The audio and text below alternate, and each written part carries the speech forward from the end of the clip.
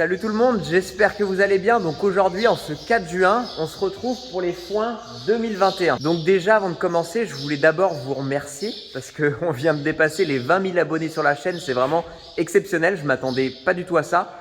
C'est simple, en 8 mois, on est passé de 1000 à 20 000. Franchement, j'étais pas du tout préparé à ça. Vous êtes énormément à m'envoyer beaucoup de force, à me motiver. Donc, c'est pas prêt de s'arrêter. Pour l'instant, je suis motivé à continuer et à vous présenter ce que je fais au quotidien du coup dans ce métier-là. Donc, c'est parti. On commence pour les foins. Donc, vous voyez le temps. C'est pas maintenant qu'on va aller faucher. Ils annoncent pas forcément très beau dans les 2-3 jours. Mais ça risque d'arriver incessamment sous peu. Du coup, j'ai commencé à préparer le matos. Donc, le premier matos à préparer, forcément, ce sont les faucheuses. Donc, j'ai déjà attelé les 2 faucheuses. Donc, frontale et latérale. Donc en frontale, on a une, je sais pas combien de mètres elle fait, donc me demandez pas. Ça, c'est une faucheuse à tambour, elle a 4 tambours. Et là, c'est une faucheuse à assiette. Donc ce matin, j'ai commencé par les laver. Ensuite, j'ai commencé par faire un graissage à celle-là. Donc on va faire un graissage ensemble. Et là, je suis en train de changer les couteaux ou de les inverser. Donc je vais vous expliquer ça en fait. Donc quand les couteaux sont trop usés, trop émoussés comme ça, on les change, on en met des nouveaux comme j'ai déjà mis ici. Donc hop, on en met un nouveau. Et il faut savoir que les couteaux ont 2 sens. Donc là, c'est dans le sens de coupe, ça va tourner comme ça. Et une fois qu'il sera trop usé ici, je pourrai tout simplement l'inverser puisqu'il ne sera pas usé de l'autre côté. Donc il faut savoir que j'ai 2 types de couteaux. J'ai des droites et des gauches parce que chaque toupie ne tourne pas dans le même sens. Une toupie sur 2 tourne dans un sens inversé, donc les couteaux sont inversés. Donc j'ai des couteaux droite et gauche. Donc voilà, on s'occupe de changer les couteaux qu'il faut changer, d'inverser ceux qu'il faut inverser et on se retrouve après pour le graissage.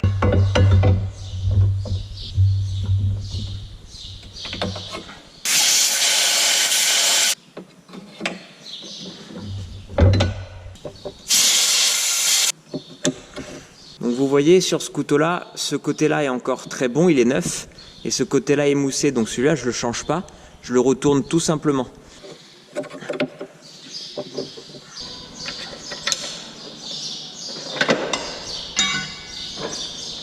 Voilà, terminé pour cette faucheuse, on passe à celle avant.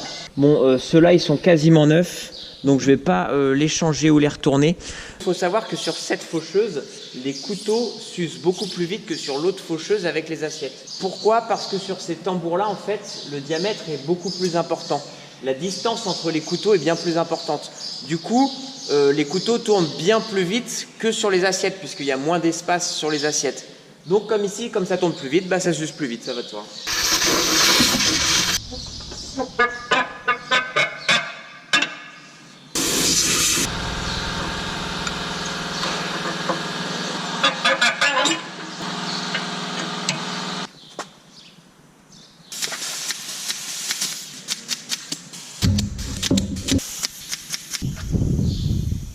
Voilà, je viens de terminer de préparer les faucheuses.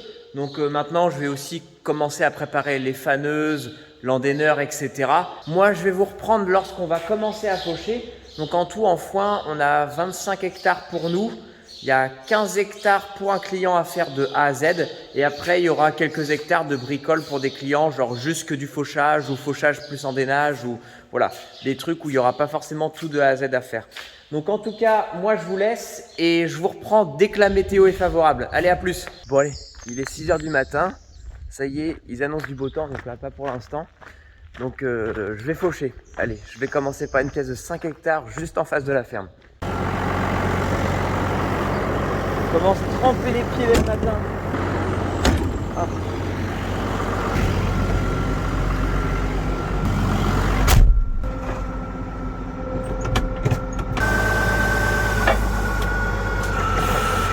Prise de force arrière, prise de force avant.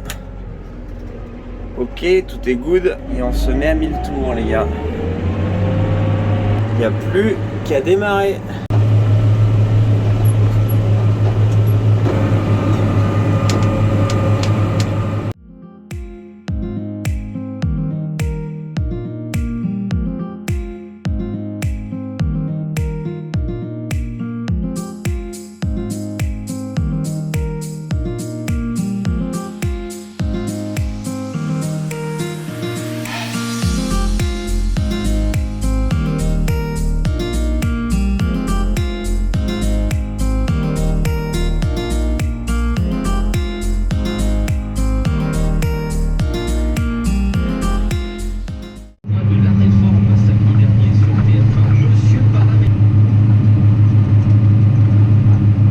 Bon là je suis assez content.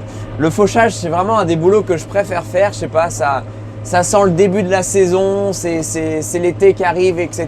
Donc, et puis je sais pas, ce type de travail j'aime bien comme ça, être dans le champ et puis tourner avec les faucheuses, c'est un truc que j'apprécie. Donc là j'ai 7,30 m ou 7,50 m de coupe de fauche je crois, si je dis pas de bêtises. Et donc j'avance à peu près à 10 km/h, 11 km/h. Et puis je suis à 1000 tours par minute en prise de force forcément. Donc le temps est pas encore super mais ça va bien se dégager. Alors on peut faucher même si l'herbe est trempée ou même sous la pluie. Parfois on anticipe comme ça, juste avant une semaine de grand beau temps. On fauche le jour avant le beau temps sous la pluie pour gagner un jour de séchage. Parce que l'herbe coupée va quand même commencer à mourir et à se dessécher. Ça permet de prendre un peu de temps d'avance et de gagner un jour sur le bottelage, quoi. Ah merde. Hop. La sécurité sur ma faucheuse arrière s'est mise parce que ça montait fort, il y a un peu de marchandises, ça arrive, donc il y a une sécurité, ce qui fait que quand ça force trop sur ma faucheuse latérale, eh ben, il y a un loquet qui va sauter et elle va s'effacer, elle va se mettre sur le côté pour éviter que ça casse quelque part, etc. Alors du coup, pour remettre le loquet, j'ai juste à faire une marche arrière et à tourner dans le sens inverse pour hop, remettre le loquet tout seul. Donc ce système-là, il est pas mal.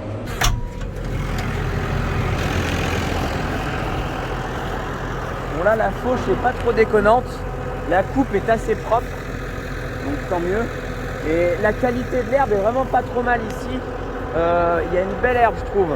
Alors, j'ai pas trop de connaissances en termes de qualité d'herbe, qu'est-ce qui est bon pour les animaux, etc. Parce que j'ai aucune connaissance au point de vue production animale. Mais là, je sais que c'est une belle qualité quand même. Et là, le terrain est quand même assez en pente et assez vallonné. Il y a de sacrées rigoles de temps en temps. Attendez, je vous montre. Comme là, il y a de sacrées rigoles. Alors, les faucheuses, de temps en temps, elles ont du mal un peu à suivre ces rigoles-là. Alors là, j'ai deux types de faucheuses, comme vous l'avez vu lorsque je changeais les guises. J'ai assiette et à tambour. Je trouve que les tambours, quand même, de manière générale, suivent mieux les dénivelés de pente. C'est-à-dire que chaque tambour va pouvoir s'adapter à la pente. Alors que quand c'est les assiettes, donc c'est un lamier, le lamier, en fait, il est d'un seul tenant. Donc si ça lève en haut, eh ben, ça va faire bouger le lamier sur l'ensemble de la surface, quoi. Alors que là, sur l'ensemble de la surface de la faucheuse avant, chaque tambour va réussir un peu à s'adapter. Bon allez, c'est terminé. On replie tout et on se retrouve pour l'étape suivante.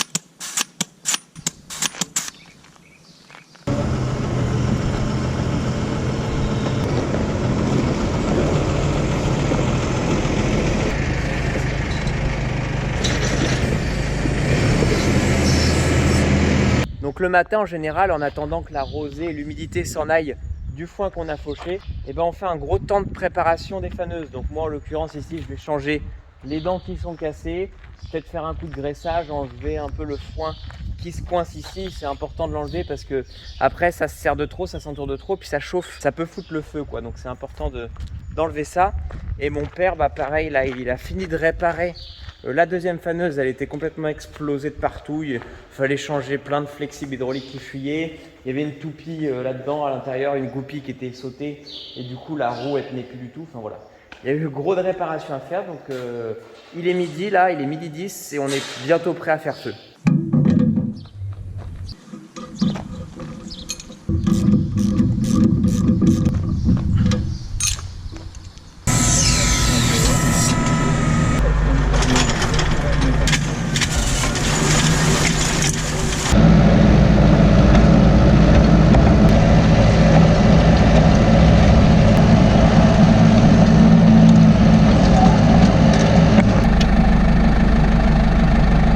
Bon là je suis en train de faner, donc je suis en train d'étaler le foin que j'ai fauché ce matin. Donc forcément quand je passe avec la faucheuse, ça fait des paquets. Et pour que ça sèche correctement, on est obligé de tout étaler. Donc la faneuse éjecte tout pour bien étaler. Donc je vous explique juste après le concept du fanage.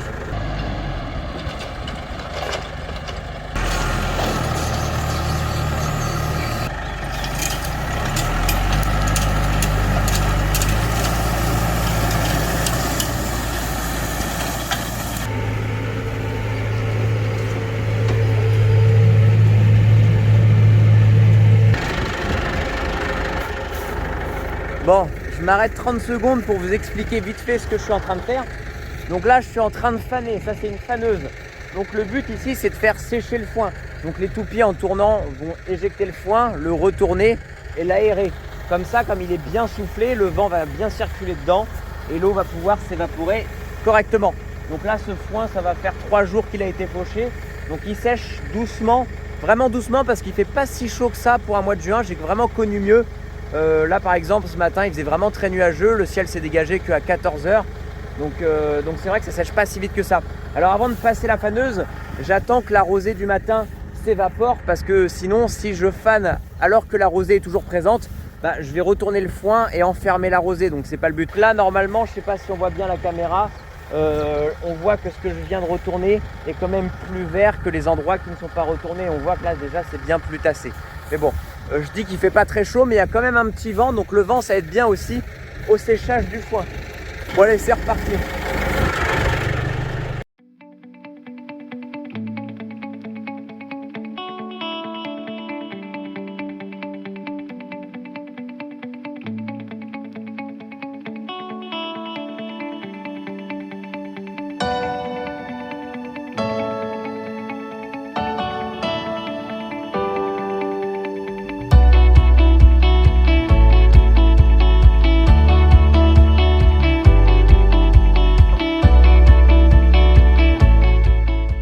Donc pour faire mes chantiers, là j'ai une faneuse classe de 8 mètres de large, donc c'est assez large, ça permet d'avoir un bon débit de chantier.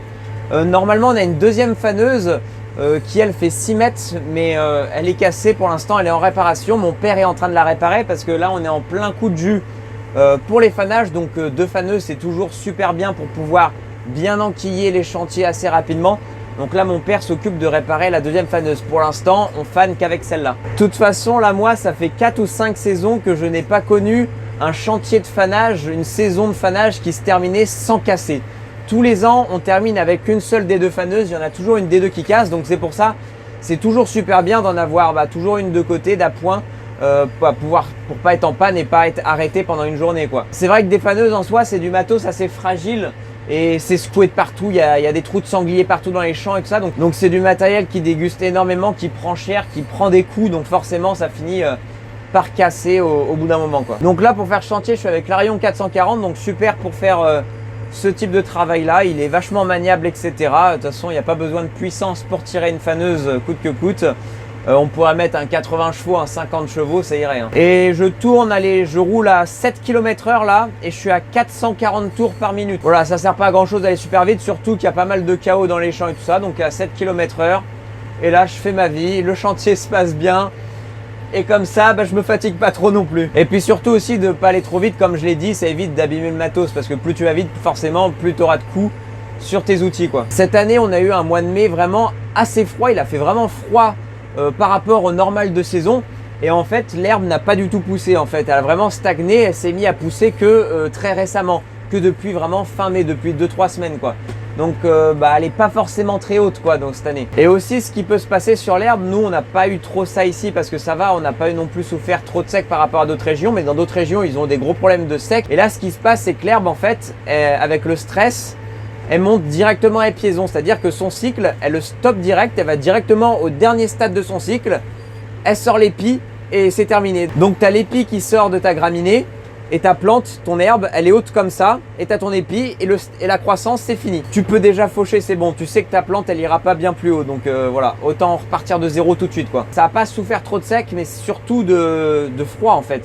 Il n'y a pas eu la photosynthèse nécessaire pour que tout se développe correctement et qu'il y ait de gros rendements, quoi. Donc cette année, ça sera de moins bon rendement que les autres années, mais en vrai, ça va. Je vais pas me plaindre parce qu'il y a d'autres régions où je vous plains, vous dégustez vraiment au niveau des conditions météo et vous n'avez pas grand chose. Donc ici, le foin, comme vous le savez, nous on n'a pas d'élevage sur la ferme, donc c'est pas destiné pour nous. On le vend à des haras et à des éleveurs. Voilà, on fait du commerce avec des éleveurs autour de nous et des haras pour les chevaux.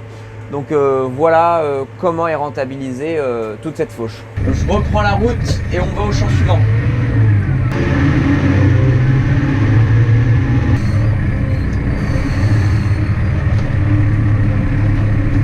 Donc maintenant que je vais tourner dans le champ pendant 1 heure, je vais mettre la radio. Tiens d'ailleurs, dites-moi quel type de radio vous écoutez. Je suis sûr, c'est complètement différent de ce que j'écoute. En tout cas, je parle pour les gens de mon âge. Parce que moi, je suis un adepte de France Inter. J'adore ça. Déjà, pourquoi? Parce que c'est le service public, donc je paye. Donc j'ai envie de rentabiliser mes impôts, quoi, on va dire. Et puis non, sans rire, je trouve ça ultra diversifié. Du matin jusqu'au soir, tu n'auras pas la même émission.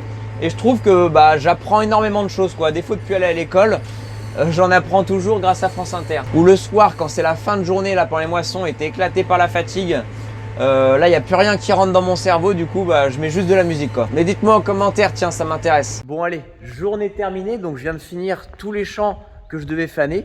Donc maintenant, moi, demain, je vais refaire un petit chantier de fauchage pour un client et on refera encore tous les tours à faire avec la faneuse. Donc, je vous dis à tout de suite pour la suite. Bon, normalement, aujourd'hui, dernier jour de fanage. On a enfin un temps idéal pour les foins. Ça faisait 3-4 jours qu'on se traînait un temps complètement avec du brouillard, des nuages qui restaient jusqu'à 15 h parce que comme vous voyez, je suis juste à côté de la mer et nous, on a énormément d'influence de mauvais temps à cause du coup de la mer. Du coup, ça apporte des brouillards, des nuages qui partaient qu'à 15-16 h. Et par exemple, hier, j'ai pu commencer à faner qu'à 16 h. Le foin, il séchait pas du tout. Il était trempé sur le dessus à cause du surplus d'humidité. Donc vraiment, on a pris beaucoup de temps à le sécher. Il faut savoir que du foin, pour le sécher, il faut entre 4 jours et 7 jours. En fait, c'est 4 jours si vraiment il fait plus de 25 degrés et qu'il y a pas mal de vent. Et 7 jours, là, ça va faire 7 jours demain que le foin a été fauché. Et parce que on s'est tapé du temps de chiottes, quoi, qui fait que ça séchait pas du tout. Donc normalement, celui-là, on le bottelle cet après-midi. Donc vous allez me suivre, moi je vais endainer, donc vous allez me suivre sur l'endainage. Je vous montrerai pas le bottelage parce que c'est tout simplement pas moi qui le fais. Donc on passe à cet après-midi maintenant. Bon, ça y est, j'ai déjà endainé 4 hectares. Donc là, je vais sur une parcelle de 6 hectares. Donc comme vous avez vu, je suis avec le 830. Donc 235 chevaux pour tirer l'endaineur. Bon, c'est pas nécessaire, mais en soi, là, on utilise tous les tracteurs. On a 5 tracteurs sur la ferme et tous les tracteurs sont occupés à un poste. On a les 2400 qui sont sur les faneuses. On a le 630 qui est sur le roundballer, le 830 sur les toupies, sur l'endaineur, et on a le 826, lui, qui est sur les faucheuses. Donc voilà, tous les tracteurs sont utilisés, rentabilisés. L'avantage vraiment, c'est qu'il n'y a pas à décrocher, raccrocher tous les 4 matins pour pouvoir passer d'un outil à l'autre, quoi. La corde pour tirer les loquets derrière pour pouvoir débloquer le dépliage des toupies, la corde est cassée en fait et on l'a réparée ce matin, mais ça a tenu que 2 fois et là ça a recassé, donc fait chier. Donc là je me mets à 440 tours moteur à peu près et j'avance à 10,5 km/h, allez presque 11. J'ai un bon débit de chantier en largeur, là je suis à peu près à 6 mètres. Je crois qu'on peut l'élargir jusqu'à 7 mètres. Mais là, 6 mètres, c'est pas trop. Et après, ça peut faire de trop gros andins pour le roundballer. Et il y a des risques de bourrer au pick-up, quoi. 6 mètres, ça suffit là. Là, ça fait de beaux andins, là. Là, je laisse à peu près 6 mètres le long de la haie parce que c'est pas mal à l'ombre l'après-midi. Donc, c'est encore un peu trop tôt pour pouvoir la botteler parce que c'est encore un peu humide. Du coup, voilà, là, sur 2 longueurs de haie, je vais laisser 6 mètres le long de la haie. Laisser un jour de plus que ça sèche correctement, quoi. Donc là, je fais 3 tours de champ. Et après je fais des longueurs. Et quand je suis en plein champ, j'utilise le GPS. Donc je me règle à 6 mètres de largeur et puis je laisse le tracteur conduire tout seul. C'est bien plus reposant et bien plus simple comme ça. Et les andins sont parfaitement droits, c'est satisfaisant. Bon, j'ai dit tout à l'heure que le foin pour sécher c'est 4 à 7 jours selon la météo. Alors pour se rendre compte de savoir si c'est bon ou pas, donc on va au champ. Tu prends, de toute façon tu te rends compte déjà.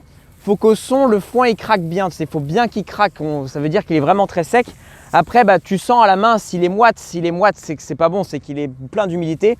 Et pour encore mieux sentir si c'est moite ou pas, tu mets comme ça le foin et avec les lèvres, on arrive beaucoup mieux à sentir, on a beaucoup plus de sensibilité ici pour se rendre compte si c'est un peu moite ou pas. Et après, une fois qu'on estime que c'est bon, donc on met en rance, etc. Et celui qui bottelle, il est muni d'une sonde. Donc quand il y a le premier round qui sort, le premier roundballer, il le pique avec une sonde pour regarder le taux d'humidité.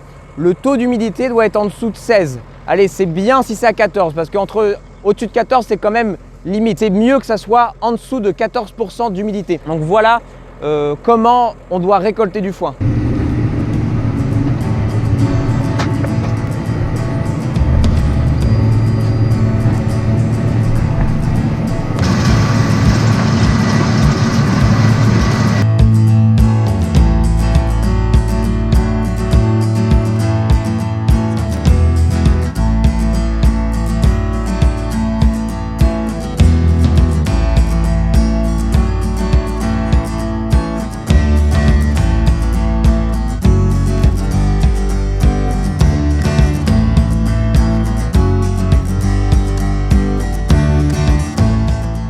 Bon allez, je viens de rentrer, là il est 19 h, donc on a commencé à endainer à 13 h. Donc en tout là j'ai fait 18 hectares, on arrête pour ce soir parce que les autres champs en fait sont pas assez secs. Normalement on devrait terminer mardi, au pire des cas mercredi. Aujourd'hui on est dimanche, donc on a fauché lundi, après on en a refauché dans d'autres secteurs mercredi et normalement tout devrait se terminer mercredi de la semaine prochaine. Et je l'espère parce que mercredi soir ils annoncent de gros orages. Mais bon là les températures sont très chaudes, donc il fait 28-29 degrés, donc tout cuit, tout sèche rapidement, donc normalement tout est bon mardi. Donc maintenant moi ça va être une fin de vidéo puisque vous avez vu un peu l'ensemble des choses que je voulais vous montrer. Là je vais finir le job tranquillement, ça sert à rien de faire de la redondance parce que ça va être exactement les mêmes choses que vous allez voir. Donc merci d'avoir regardé et à dans une prochaine vidéo.